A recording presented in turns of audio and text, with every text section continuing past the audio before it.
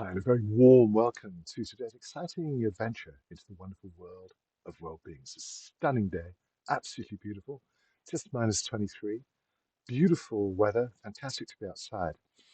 And I wondered when was the last time that you ever asked yourself what you really want in life? I mean, most of us will jump to some automatic conclusions.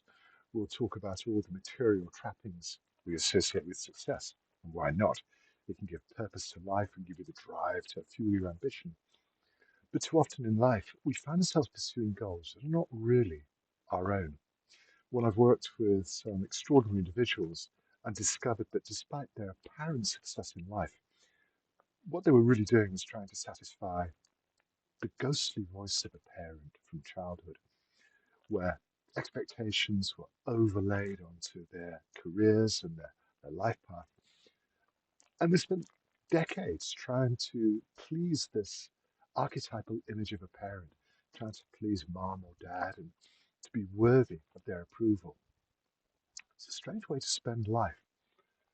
But even with conspicuous success, people who've reached the top of their profession, I'm still curious to know why people want to do the things that they do, particularly if they don't find the kind of happiness, or let's call it fulfillment, in the pathway that they've chosen or in the success that they've been able to produce. And this is a very interesting question because if we don't really know who we are, it's entirely possible that a lot of our plans, our goals, our ambitions, the way we use our energy can be misplaced. We can direct our lives towards things that are not really as important to our development as human beings.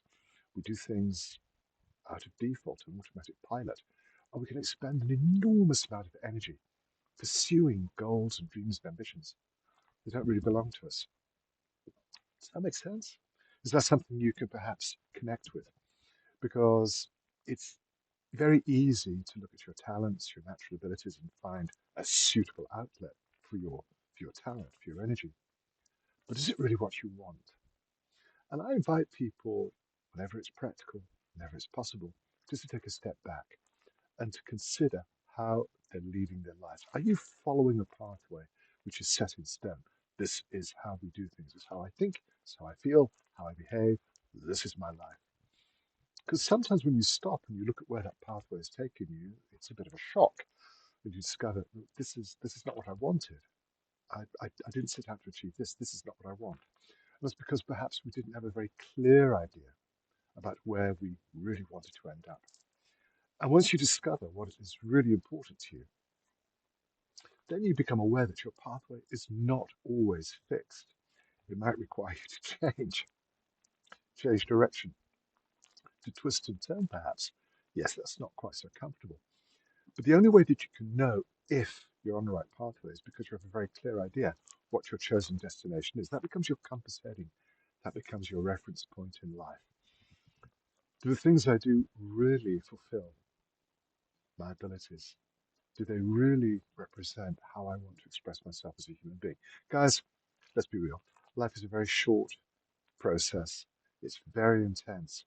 And I would urge you to make the most of every day because I think one of the great tragedies is to wake up, if you're fortunate enough to live long enough, in old age and perhaps feel that deep sense of regret that you didn't fulfill the requirements of that inner voice.